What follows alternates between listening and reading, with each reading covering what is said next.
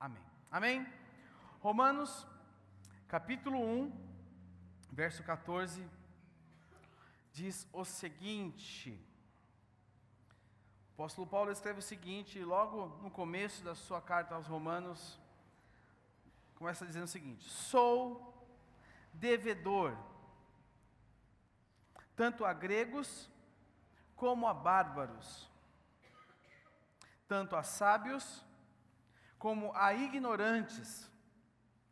Por isso, estou disposto a pregar o evangelho também a vocês que estão em Roma. Verso 16.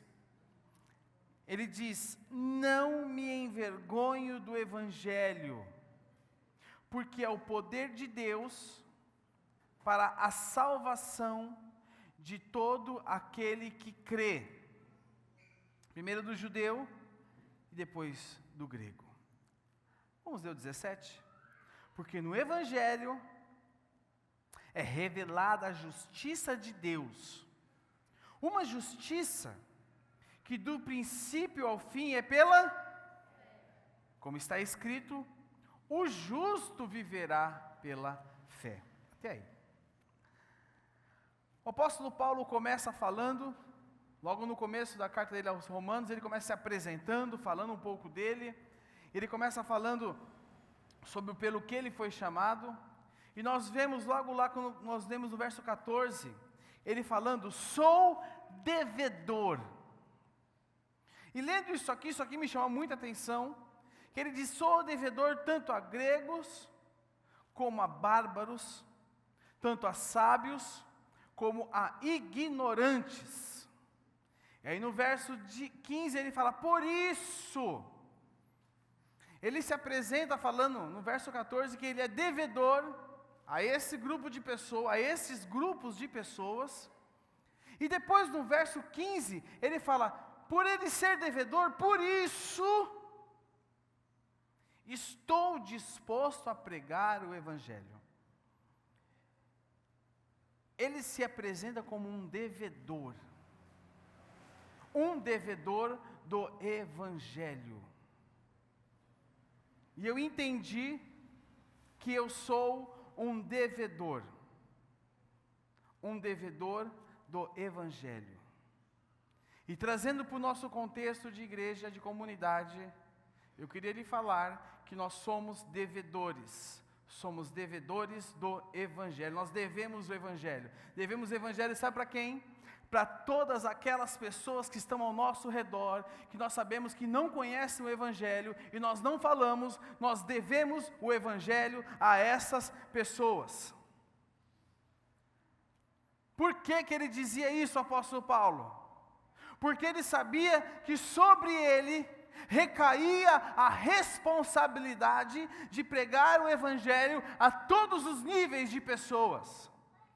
A todas as pessoas que ele cita aqui, sou devedor tanto a gregos como a bárbaros, tanto a sábios como a ignorantes. Todos os níveis de pessoas. O apóstolo Paulo dizia que ele era devedor. Somos devedores, pois temos a responsabilidade de falar do evangelho.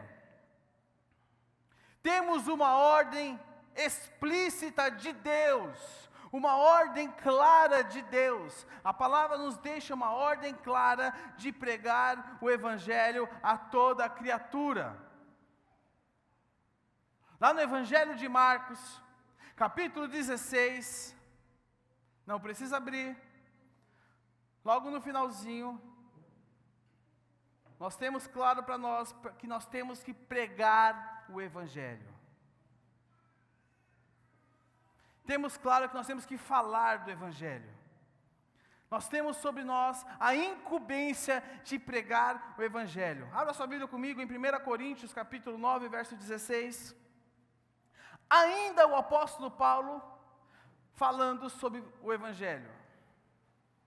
Ainda o apóstolo Paulo falando sobre pregar o evangelho.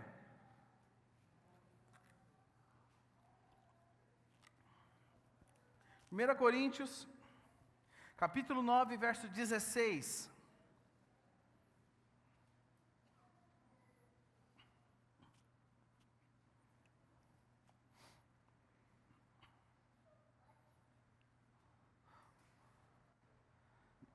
Está escrito o seguinte, o apóstolo Paulo dizendo: contudo,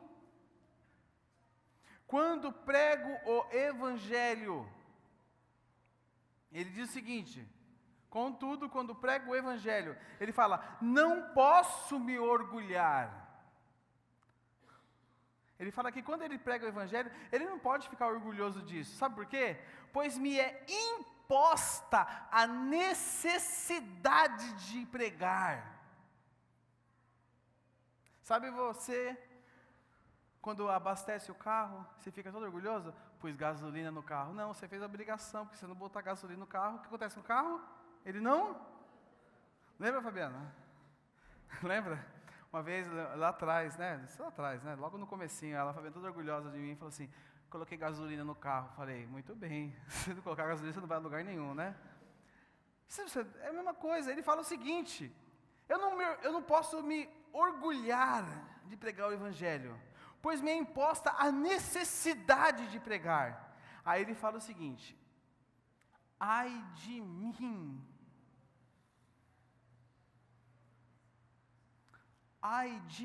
se não pregar o evangelho. Verso 17. Aí ele diz o seguinte, porque se prego de livre vontade, o que ele diz? Tenho recompensa. Contudo, como prego por obrigação, estou simplesmente cumprindo o quê? A mim confiada. Vamos ler agora, vamos ao Evangelho de Lucas, capítulo 17. Abra sua Bíblia comigo, Evangelho de Lucas, capítulo 17.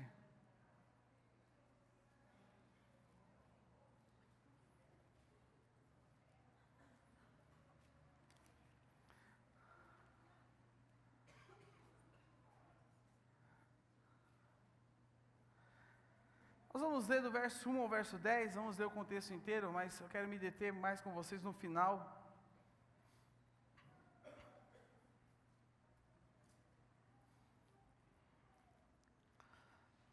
Diz assim, Jesus disse aos seus discípulos, é inevitável que aconteçam coisas que levem o povo a tropeçar, mas ai da pessoa por meio de quem elas aconteçam. Seria melhor que ela fosse lançada no mar com uma pedra de moinho amarrada no pescoço do que levar um desses pequeninos a pecar. Tomem cuidado. Se o seu irmão pecar, repreenda-o, e se ele se arrepender, perdoe-lhe. Se pecar contra você 7 vezes no dia, e 7 vezes voltar a você e disser, estou arrependido, o que diz aí? Os apóstolos disseram ao Senhor, aumenta a nossa fé. Ele respondeu, se vocês tiverem fé do tamanho de uma semente de mostarda, poderão dizer a esta amoreira, arranque-se e plante-se no mar, e ela lhes obedecerá. Agora a partir daqui, qual de vocês que tendo um servo, que esteja arando ou cuidando das ovelhas, lhe dirá, quando ele chegar do campo, vem agora e sente-se para comer? Ao contrário, não dirá, prepare o meu jantar, apronte-se e sirva-me. Enquanto como e bebo, depois disso você pode comer e beber? Será que ele agradecerá ao servo por ter feito o que lhe foi ordenado? Verso 10. Assim também vocês, quando tiverem feito tudo o que lhes for ordenado, devem dizer, somos servos o quê? Apenas cumprimos o quê?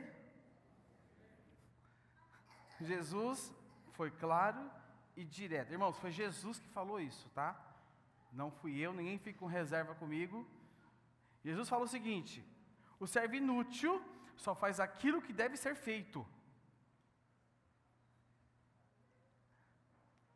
Falar do Evangelho é uma obrigação que nos foi dada. E Jesus deixa claro que falar do Evangelho, aquele que fala, porque tem que ser falado, está fazendo o que tem que ser feito. Eu estou fazendo porque tem que ser feito só. Eu vou fazer porque está falando que tem que ser feito. Nós temos que fazer, meu irmão, diferente. O apóstolo Paulo fala aqui: ai de mim se não pregar o Evangelho. É uma condição que ele se coloca muito, muito além do que eu tenho que fazer. Tiago 4,17 fala o seguinte: pense nisso, pois quem sabe o que deve fazer o bem e não faz, comete o quê?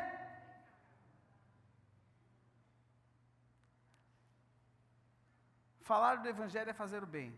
Estou certo ou estou errado? Sim ou não? Só a Fabiana concorda comigo. Eu sei o que eu tenho que fazer e eu não faço, o que eu estou fazendo? Eu não estou instituindo um novo pecado aqui. A palavra de Deus diz isso. Meus irmãos, o que existe de melhor no mundo do que levar uma pessoa à salvação eterna? Jesus tem sido bom para você? Sim ou não? O que existe de melhor no mundo do que levar uma pessoa à salvação eterna? E sabe o que acontece muito com muitos de nós? Temos sido omissos. Temos sido omissos. Omitimos. Não falamos, nos escondemos. Sabemos o contexto, mas não falamos, não pregamos o amor, não falamos do amor de Jesus Cristo. Ezequiel 3,17, abra comigo. Aí você vai falar assim: mas eu falo, mas não acontece nada. Eu até tento, eu até me esforço para falar. Mas olha o que o profeta Ezequiel diz aqui para nós.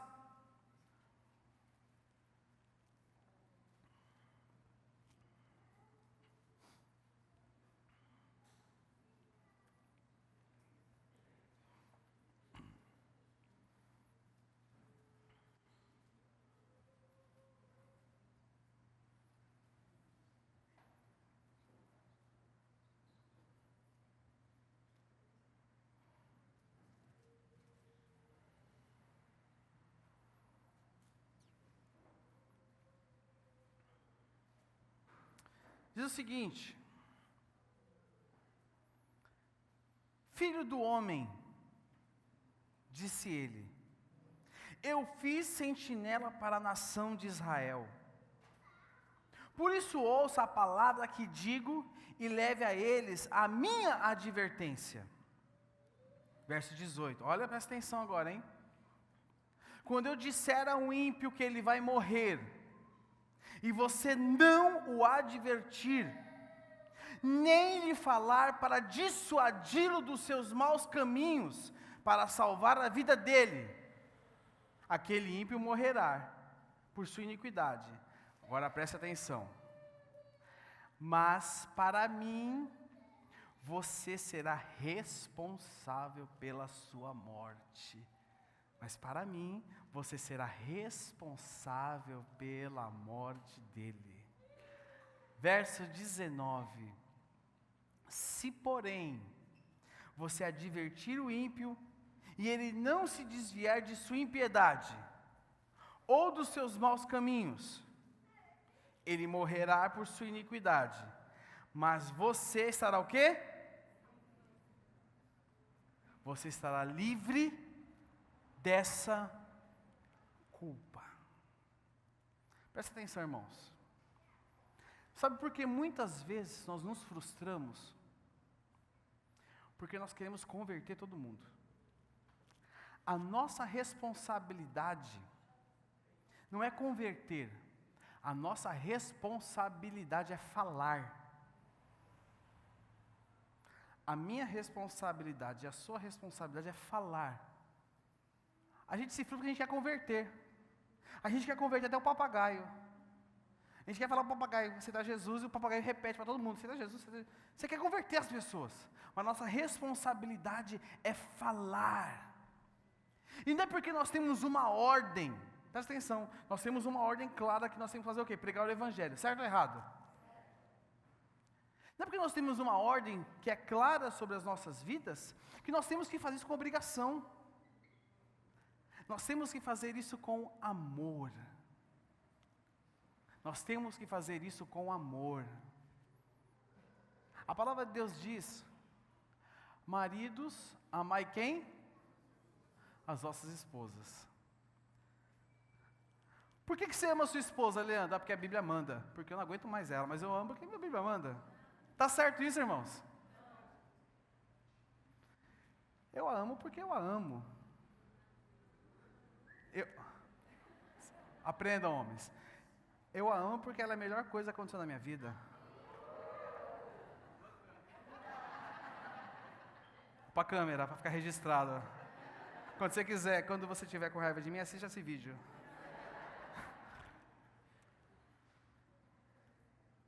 Não é porque a Bíblia manda, marido, amais as vossas esposas, que eu vou falar assim, eu amo ela, porque a Bíblia manda, porque se olha, falar para você, não aguento mais aquela mulher pisando na minha, viu? Não, irmãos, presta atenção. Não é porque é uma ordem, você tem que pregar o Evangelho. Eu tenho que pregar o Evangelho. Não, eu prego o Evangelho porque eu faço em amor. Eu faço em amor.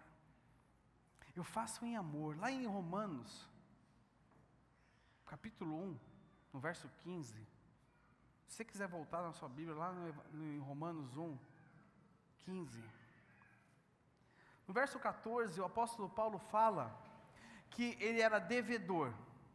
Ele descreve alguns grupos de pessoas. Ele diz que ele era devedor a essas pessoas. Ele era devedor. E no verso 15, ele diz outra coisa. Ele diz o seguinte: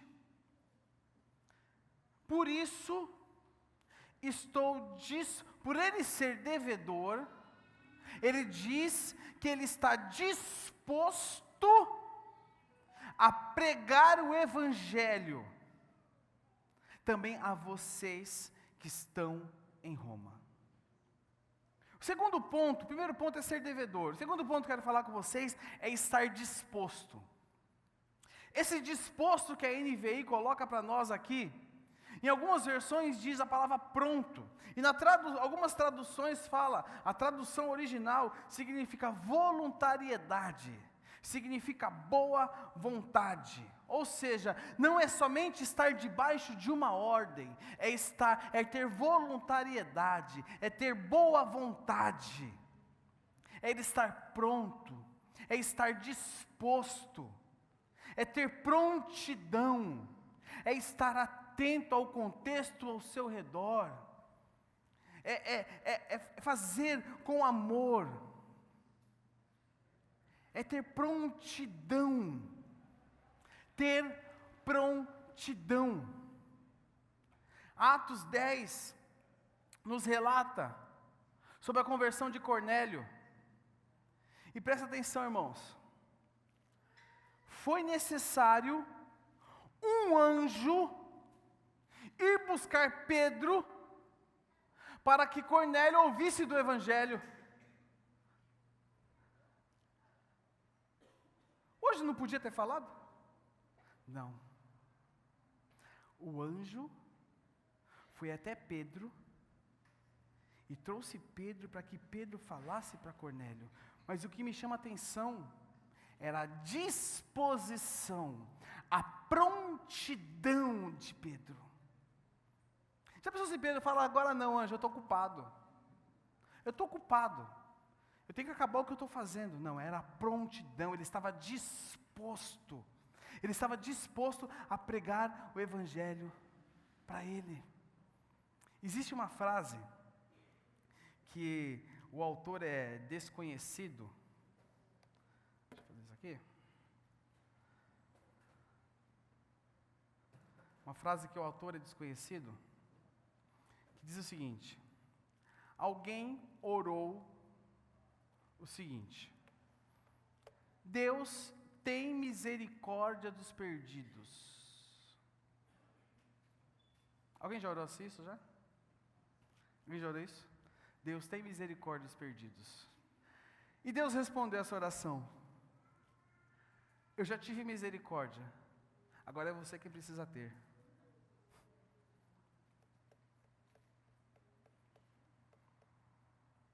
Deus tem misericórdia dos perdidos. Eu já tive misericórdia, agora é você quem precisa ter. O que Deus podia fazer, Ele já fez, providenciando Jesus Cristo, enviando Ele para que Ele morresse, para que a salvação fosse determinada sobre a humanidade. E hoje nós somos responsáveis pela pregação, pela propagação, pela disseminação dessa salvação. Porém, nós precisamos estar dispostos. Não é somente sair pregando. Nós precisamos ter prontidão para pregar o Evangelho. Precisamos estar prontos. Atos 8, 26, nós observamos que o Espírito Santo dá outra direção a Felipe. O que eu observo em cima disso? Que ele teve sensibilidade ao Espírito Santo. Sabe por quê, meus irmãos? Deus sempre está de olho em alguém. Quem aqui tem pelo menos um amigo que não conhece a Jesus?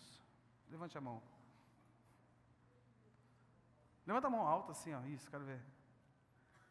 Posso falar algo? Deus está de olho nessa pessoa. Deus sempre está de olho em alguém. E sabe o que Deus procura? Pessoas dispostas e engajadas no projeto dEle. A essência do cristianismo acessa muita coisa, né? Internet, YouTube, Facebook, Instagram, tudo. As redes sociais nos mostram muitas faces de um suposto cristianismo. Eu até conversava ontem com o pastor Ramiro, e nós conversávamos algumas aberrações do cristianismo. Hoje nos é apresentado muitas coisas, mas a essência do cristianismo está em pregar o Evangelho e ser parecido com Cristo. O que passar disso é heresia. As pessoas, elas veem tudo isso e elas confundem o autêntico com o falso. Elas confundem o autêntico com o falso. Mas o autêntico tem o mover do Espírito. O autêntico, ele tem um cheiro. Ele tem o cheiro do Espírito Santo. Ele tem a paz que excede todo entendimento. Ele tem algo que ninguém pode dar. Nós não temos bênçãos para dar para ninguém. A gente não está aqui para oferecer bênção para ninguém, irmãos. Mas nós estamos aqui para oferecer vida no nome de Jesus Cristo. Nós estamos aqui para abraçar o perdido. Nós estamos aqui para abraçar todos aqueles que carecem da glória de Deus. Essa é a nossa missão. Jesus curava as pessoas? Curava as pessoas. Ele manifestava o poder de Deus? Ele manifestava o poder de Deus. Mas ele amava as pessoas. Ele fazia tudo isso porque ele amava as pessoas. Não porque ele queria o que as pessoas podiam dar para ele, era porque ele amava as pessoas. Aquele que queria o que as pessoas podiam dar, se enforcou. Isso é a essência, irmãos. Amar as pessoas, independente de qualquer coisa. Amar as pessoas. Atos 20 e 24. Diz o seguinte. E isso aqui é um versículo que eu tenho como vivo na minha vida desde o ano de 1994, quando eu conheci o Evangelho.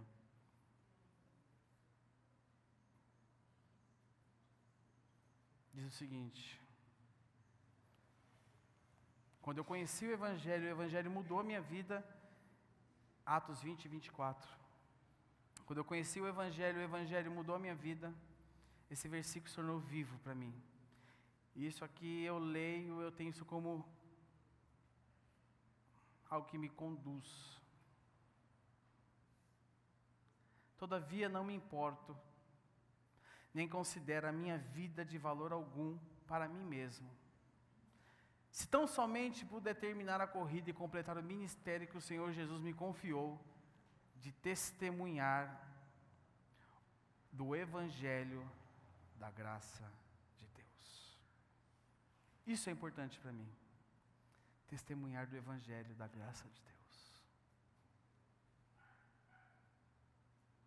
E o terceiro ponto, em cima do que Paulo escreveu aos Romanos, ele diz: não me envergonho do Evangelho, porque é o poder de Deus. Lá no Romanos 1,16. Não me envergonho do Evangelho, porque é o poder de Deus para a salvação de todo aquele que crê. Primeiro do judeu, depois do grego. Esse não me envergonho tem muito significado. Ele pode dizer muita coisa para mim e para você. É o mesmo que eu me eximir,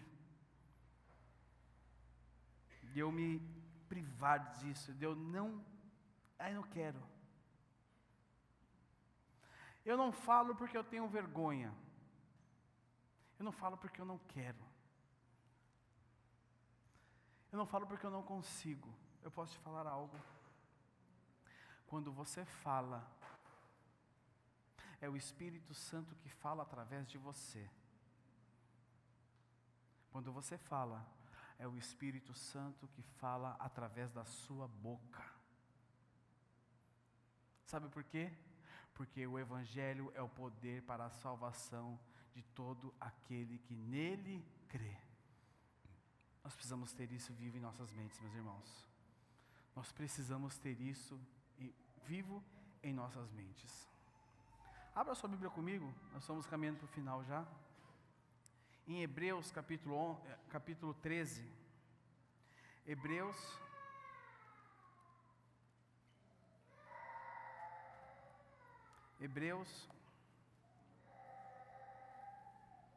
capítulo 13, verso 11.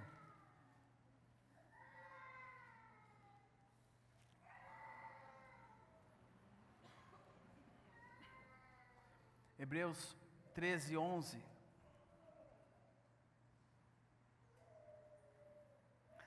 Os supervisores que estão aqui, se puderem ter 5 minutinhos comigo no final do culto, é rapidinho, eu queria dar uma palavrinha com vocês, tá bom?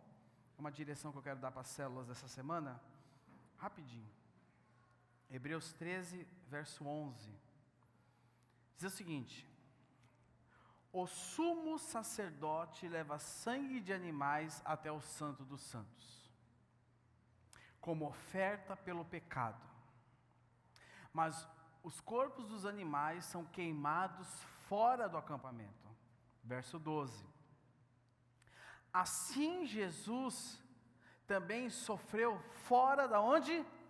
As portas da cidade. Então Jesus sofreu fora da cidade, para santificar o povo por meio do seu próprio sangue. Verso 13. Portanto, saiamos até ele fora do acampamento, suportando a desonra que ele suportou. Portanto, saiamos até ele fora do acampamento. Presta atenção, irmãos. Jesus sofreu aonde? Fora da cidade. A nossa missão está onde? Fora dessas 4 portas. E a palavra fala: saiamos até ele fora. A nossa missão, ela não se resume dentro dessas 4 paredes, mas a nossa missão se resume a que está lá fora. A nossa missão é no seu dia a dia. Eu acho que eu vou mandar fazer uma faixa e colocar na saída da comunidade ali, bem na porta. Bem-vindo ao seu campo missionário. Quando você sair da igreja, quando você sair do culto, você leva a faixa assim, bem-vindo ao seu campo missionário, e você sai do culto. Porque quando você sai para aquelas portas, é que começa o seu campo missionário. Jesus sofreu fora da cidade, para que todos aqueles que estavam fora da cidade e dentro da cidade fossem santificados. A nossa missão é fora. A nossa missão está fora. Tem muita gente precisando de você lá fora. E tem uma história. Dr. Moody, eu vou ler para vocês, se eu me ser fiel à história, vou ler para vocês. Dr. Moody pregou numa tenda que ficava perto da Exposição Colombiana de Chicago, usando o texto de Lucas 19:10, que diz o seguinte: porque o Filho do Homem veio buscar e salvar o que havia perdido. Então ele pregando esse texto, logo depois, um policial trouxe à plataforma uma criança que se achava perdida entre a multidão. O pregador tomou o pequeno, fitou os olhos nos presentes e disse: este menino tem um pai, que sem dúvida neste momento o está procurando com aflição. Ele está mais ansioso por encontrar o filho do que este por seu pai. Aí ele usou o seguinte: de maneira igual, nosso Pai Celestial está hoje nos buscando com solicitude inexprimível. Durante longos anos, Ele nos tem seguido e ainda vos segue. Neste instante, um homem com rosto pálido começa a comprimir a multidão e dirige-se à frente. Ao vê-la, a criança correu impetuosa, lançando em seus braços abertos. A multidão contemplava aquela cena estupefata. Assim torna o Sr. Moody: Deus espera que cada um se lance em seus braços abertos, pois enviou o seu Filho a fim de salvar o que se havia perdido. Reinhard Bonk diz uma frase dele: o Evangelho é eterno. Amém? Porém, não temos a eternidade para pregá-lo. Nós só temos o tempo que vivemos para alcançar aqueles que vivem enquanto vivemos. Nós temos que estar comprometidos com o Evangelho, meus irmãos. Temos que estar comprometidos com o Evangelho.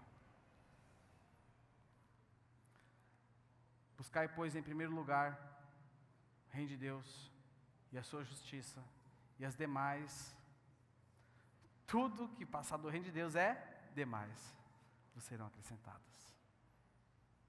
Deus quer te usar. Deus quer te usar. Existem contextos e realidades ao teu redor que Deus quer te usar para que sejam transformadas.